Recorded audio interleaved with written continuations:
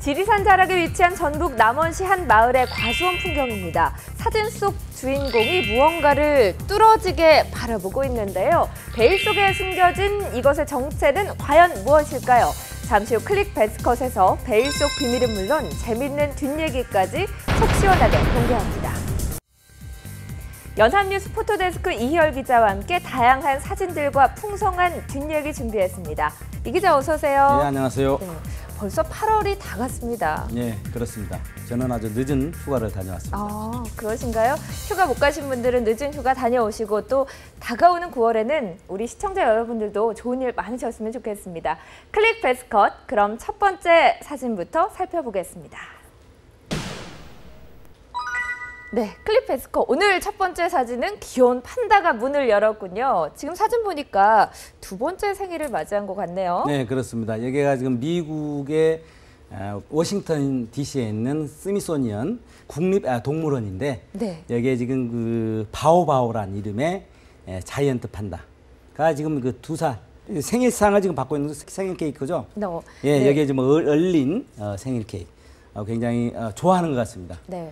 저희 베스컷 즐겨보시는 분들은 이게 생일 케이크인 거 다 아실 것 같아요. 지금 보니까 눈빛이 여기로 향하고 있는데 빨리 먹고 싶어 이런 거 같네요. 아, 여기 보면 얼음 그 속에 뭐 사과라든가 이런 것들이 많이 좀 들어가 있죠. 저 뭐 딸기 같은 거. 예, 굉장히 뭐 좋아하는 것 같습니다. 네. 바오바오의 이 바오가 보물이라는 뜻이라고요? 네, 그렇습니다. 이 판다라면 중국의 뭐 국보 수준 아니겠습니까? 네. 굉장히 중국에서 아끼고 그런데 지금 전 세계에 있는 판다는 다 중국의 소유 겁니다. 다 임대 형식인데. 네. 그러니까 1972년도에 닉슨이 중국을 그 역사적인 방문했었죠. 핑퐁 외교를 그때 시작했는데 그때 그 선물로 미국의 이런 그 자이언트 판다를 선물로 했었죠. 네. 그런데 그 이후에 지금 미국의 지금 판다가 지금 각 동물원에 이렇게 있는데 생일 바로 전날 어미인 메이샹이라고 지금 17살 됐다고 하는데 바로 또 쌍둥이를 낳습니다. 아, 그럼 바오바오한테 쌍둥이 동생들이 생긴 거네요. 그렇습니다. 예, 아주 워낙고 희귀한 그런 이런 판다인데 거기서 지금 뭐 태어나서 지금 건강하다고 그러죠. 아주 경사를 맞았죠. 네. 네. 그 어미인 메이샹은 이번 첫 번째로 이렇게 새끼를 낳은 건가요? 그렇지 않습니다. 2005년도에 네. 새끼를 낳는데 그 새끼는 중국으로 데려갔다고 합니다. 그리고 2013년도에 난 바오바오인데 바로 이제 작년에 네. 또 새끼를 낳는데 그 새끼는 죽었다고 합니다. 그렇군요. 어쨌든 생일도 맞고 동생들도 생기고 경사가 겹친 것 같습니다. 네, 세계 야생생물기금에 따르면요, 현재 전 세계에는 판다가 2천여 마리밖에 남아있지 않다고 하는데요. 쌍둥이 판다가 무럭무럭 성장했으면 좋겠네요. 다음 사진으로 가보겠습니다. 네, 키스를 나누고 있는 연인의 모습인데 참 부러워 보입니다. 그런데 여기 국기를 보니까 이곳은 우크라이나군요. 네, 우크라이나의 여기가 지금 키예프 독립광장인데요. 예, 지난 24일입니다. 지난 24일이 우크라이나의 그 독립기념일입니다. 네. 1991년에 그 1년도에 구소련이 해체되면서 그때 이제 독립을 했는데 그 열병식이라든가 이제 그런 그 행사를 하는데 그 행사하기 이제 전에 이렇게 그 여자친구하고 이렇게 뭐 굉장히 그 멋진 네. 키스를 하는 이런 장면입니다. 잘하고와 이렇게 응원의 키스인 것 같은데요. 이렇게 연인들의 사랑을 나누고 있지만 우크라이나 내부는 정말 혼란의 상태라고 해요. 그렇습니다. 우크라이나가 그 러시아 때문에 네. 굉장히 고통을 받고 있죠. 그 크림반도도 러시아한테 뺏겼죠. 네네. 그리고 이제 그 위에 있는 그 동부, 그러니까 러시아하고 적경 지역에 있는 그 동부가 지금 반군이 지금 그걸 장악하고 있죠. 그래서 이제 정부군하고 이렇게 지금 대치 상태를 이렇게 보이고 있는데 네. 지난 2월 달에 민스크 평화협정이 체결됐는데 그 이후에는 뭐 잠시 소강 상태였다가 요즘 최근에 다시 또 격화됐습니다. 그래서 지난 15일, 16일 그 이틀간 그 교전 끝에 한 10명 정도가 또 사상자가 났다고 합니다. 그래서 현지에서는 이 정부군과 이 반군 사이에 네. 전면전이 벌어지는 거 아니냐 하는 그런 우려가 커지고 있다고 합니다. 네. 그리고 이날 그 행사에 그 포로셴코 그 대통령이 그런 이야기를 했다고 그러죠. 그러니까 러시아와의 그 국경 지역에 러시아 그 군이 병력을 한 5만 명, 그리고 그 동부 그 반군이 장하고 있는 그쪽 지역에는 한 4만 명 정도의 병력을 지금 러시아가 배치하고 있다, 이렇게 또 주장을 했습니다. 네, 분리 독립을 선언한 동부 지역 문제가 해결되지 않는 한 이 우크라이나에 영구적 평화를 정착시킬 수 있는 해법을 찾기가 쉽지 않을 거라는 전망입니다. 다음 사진 보겠습니다. 네, 한명숙 전 국무총리의 모습인데 지금 이 백합을 들고 좀 눈물을 닦고 있는 모습도 보이네요. 그렇죠. 옆에 그 분위기들도 네, 다 어두워요. 예, 그렇습니다. 이날 지금 24일인데요. 예, 서울구치소 앞입니다. 그 서울구치소는 서울에 있는 게 아니라 의왕시에 있습니다. 경기도. 예, 이제 바로 그 앞에서 이렇게 눈물을 흘리고 있는 이런 모습인데, 불법 정치자금 수수 혐의로 대법원에서 2년형이 확정이 됐죠. 그래서 이제 입감되기 이제 전에 이런 모임에서 이렇게 그 눈물을 흘리는 이런 모습을 이제 보이고 있습니다. 네. 여기 보면 아까 그 백합이라고 그랬죠. 이거는 이제 그 지지자들이 뭐 이종걸 원내대표도 있고 하는데 지지자들이 무죄의 뜻으로 이렇게 지금 그 건네준 겁니다. 네. 그 동안에 한명숙 전 총리가 여성으로서 아주 최초의 총리였죠. 그 영예를 안았는데 이번에 또 최초로 영예의 몸이 됐습니다. 네, 뭐 그동안 계속 결백하다고 계속 주장했는데 이날도 또 결백하다고 이렇게 이야기를 했습니다. 그리고 이런 옷을 지금 까만 옷을 입고 있었죠. 네. 이게 의미를 그러니까 사법 정의가 죽었다. 그래서 상복 그렇습니다. 상복이다. 상복을 입었다 하면서 그런 의미를 좀 두고 이런 옷을 입고 나왔다고 합니다. 네. 전직 총리로는 최초로 이런 수감 생활을 하게 된 거군요. 예, 그렇습니다. 네. 새정치민주연합은 이날 배웅 행사를 거당적으로 개최하려고 했지만요. 비리 정치인 감싸기라는 여론의 역풍을 우려해서 조용하게 행사를 치렀다고 합니다. 다음 사진 보겠습니다. 네, 지난 한 주 남북 간의 대치 상황이 상당히 거셌는데 결국은 타협점을 찾았습니다. 무박 4일, 무려 43시간의 마라톤 협상 끝에 타결점을 찾은 거죠? 그렇습니다. 이 사진이 25일. 네. 여기 보면은 여기 지금 밤입니다. 네. 자정 55분, 0시 55분. 네, 지금 판문점, 그러니까 평화집에서, 그러니까 남측입니다. 우리 측입니다. 거기에서 이 타결을 한 이후에 김관진 국가안보실장하고 북한의 황병서 군 총정치국장이 지금 악수를 하고 있는 그런 모습입니다. 네. 합의점을 찾아서 그런지 표정도 밝은데요. 딱 이 시간에 합의가 타결이 됐고 2시에 또 결과가 청와대에서 발표가 됐잖아요. 그렇습니다. 이번에 아주 긴장이 한반도에 아주 굉장히 그 긴장이 고조된 그런 맞아요. 순간이었는데 그러니까 그 지뢰 사건으로 인해서 이제 폭격이 또 발생됐고 거기서부터 시작되지 않았습니까? 그러다가 이제 우리 측에서 이제 확성기로 대북 방송을 하니까 그걸 철거하라. 네. 그래가지고 최후 통첩을 이제 22일 한 5시경으로 했죠. 그렇게 이제 시간이 계속 흐르는데 바로 이제 몇 시간 전에 회담을 하기로 한 거죠. 네. 그래서 22일 날 6시 30분부터 바로 이제 평화의 집에서 회담을 하게 됐죠. 그러다가 이제 새벽 4시 15분에 일단 정회를 했죠. 그러다가 한 11시간 정도 지난 후에 맨 23일 그 오후 3시 30분부터 다시 또 회담을 시작했습니다. 네. 정말 지리한 회담이었죠. 많은 사람들이 굉장히 그 관심을 갖고 아주 그 소식을 기다리고 있던 이제 그런 회담이었는데 24일 날도 소식이 없었습니다. 네. 그러다가 또 밤을 새우고 25일 바로 0시 55분에 타결을 한 거죠. 극적인 타결을 한 거죠. 네. 바로 이제 그런 모습입니다. 네. 긴장감이 그동안 상당히 높았던 것 같습니다. 그리고 회담 중간중간에 고성도 오갔다고 하는데요. 결국은 북한도 판을 깨지 않고 합의점을 도출해냈군요. 그렇습니다. 이번에 굉장히 그러니까 북한 같은 경우는 준전시 상태로 이번에 이거 임하지 않았습니까? 그래서 굉장히 그 불안해했는데 바로 이제 이렇게 타결이 됨으로써 굉장히 긴장이 이제 완화가 된 겁니다. 저도 그날 새벽 2시에 이 발표를 보면서 굉장히 안도의 한숨을 쉬었는데, 그때 이제 보니까 남북 간의 이렇게 관계 개선을 위해서 당국 간 회담을 한다. 이게 이제 공동 합의문이죠. 네. 발표를 발표문인데, 또 거기에다가 원인이 됐던 이번 사건의 원인이 됐던 지뢰 사건에 대해서 북한에서 그 유감을 또 표명을 했고, 그리고 그 준 정시 상태를 해제한다. 그렇게 했었죠. 그리고 이제 우리 남한 측에서는 그동안 계속해서 북한이 요구해왔던 대북 방송, 대북 학생회 방송을 중단하겠다. 근데 거기에 이제 또 이번에 그 추석 이상 가족 상봉을 추진하기로 했죠.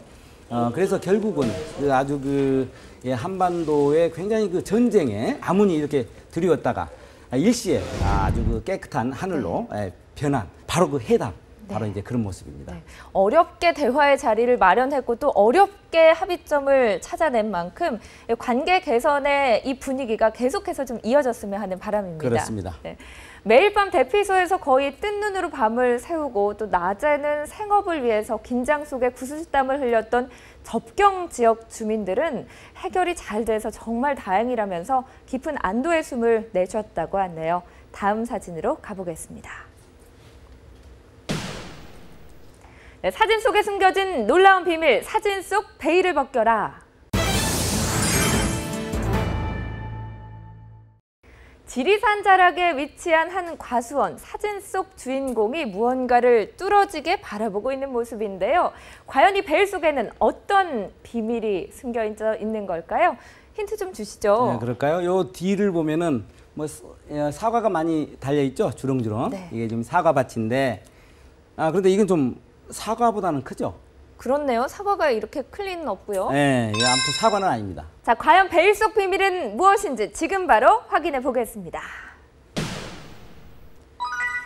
네, 베일 속 정체 바로 호박인 것 같은데요. 그런데 과수원에 호박이 왜 있는 건가요?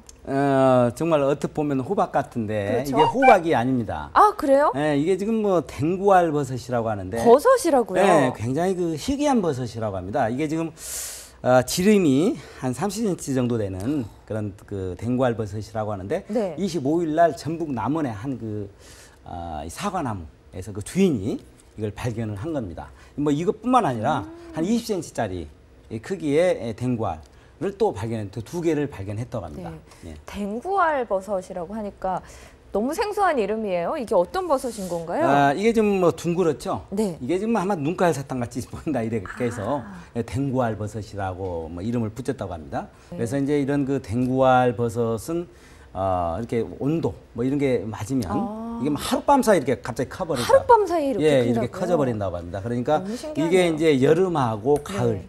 요때 이게 발견이 종종 이제 되긴 하는데, 이게 이제 뭐 정원수 아래라든가 이런 나무 밑에서 네.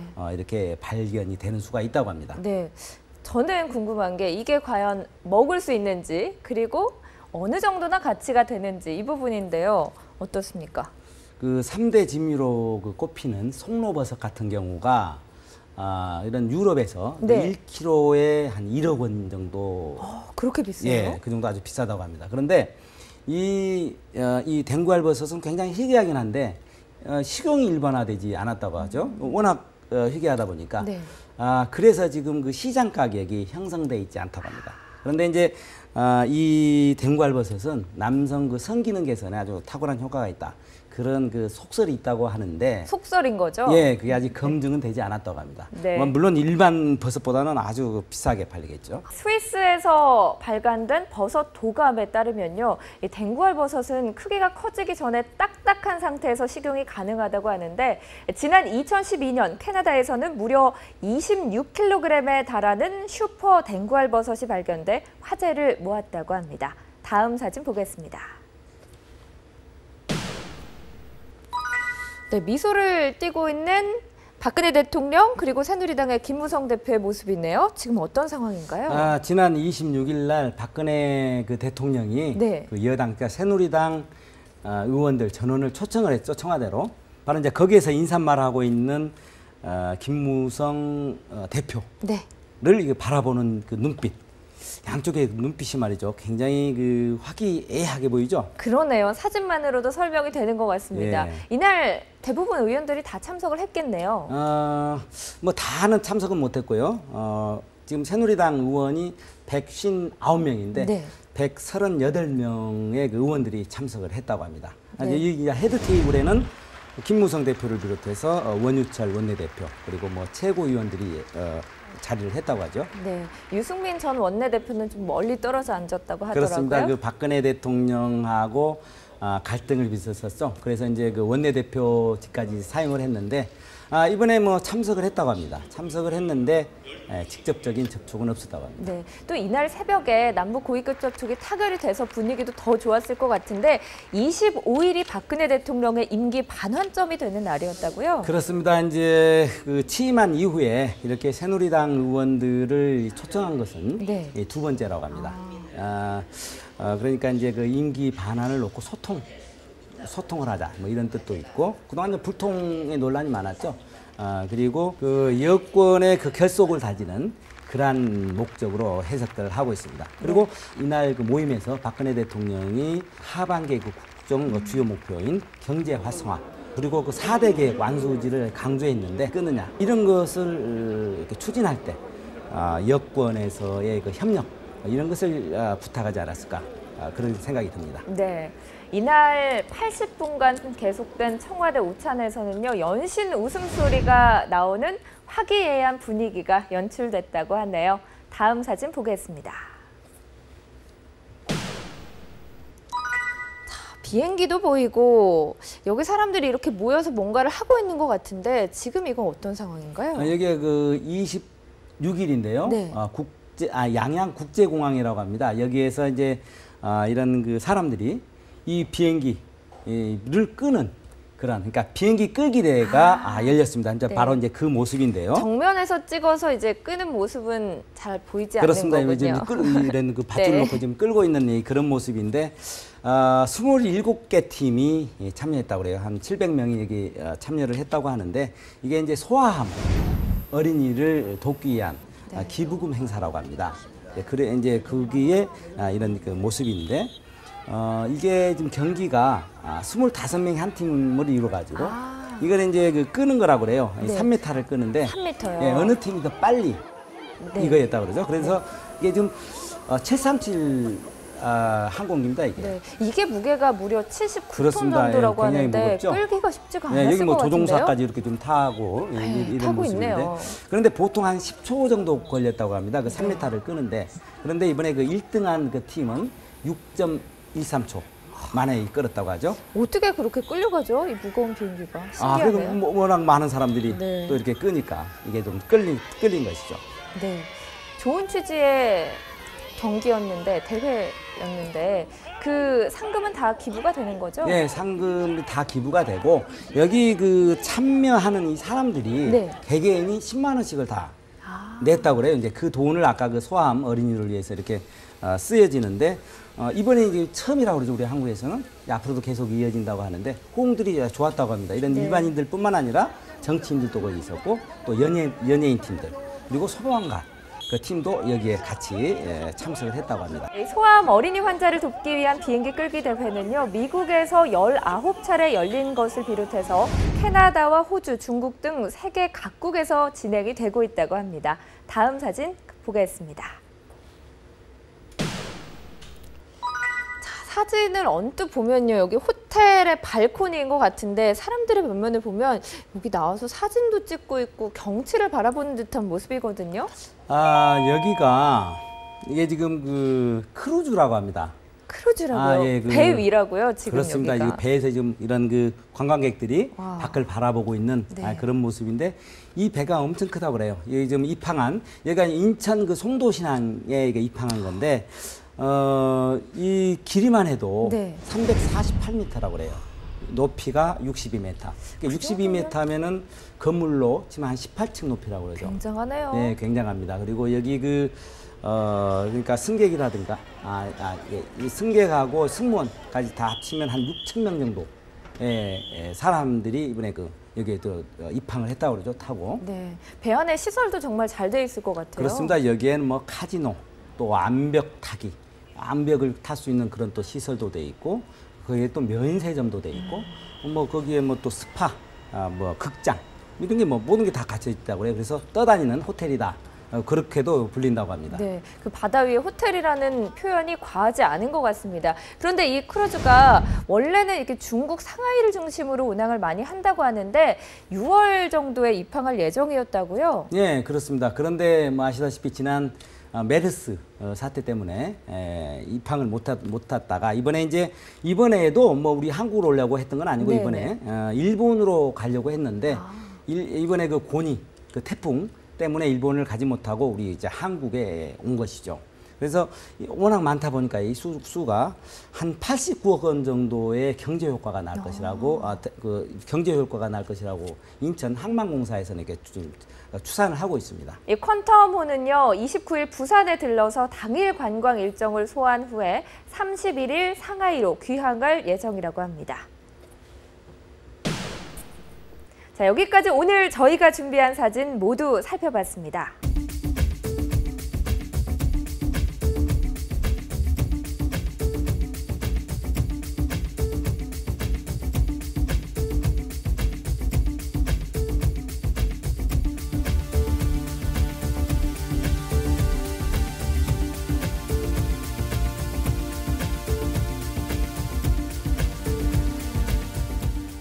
네, 이 기자, 오늘 사진들 중에서 베스트 컷을 꼽는다면요?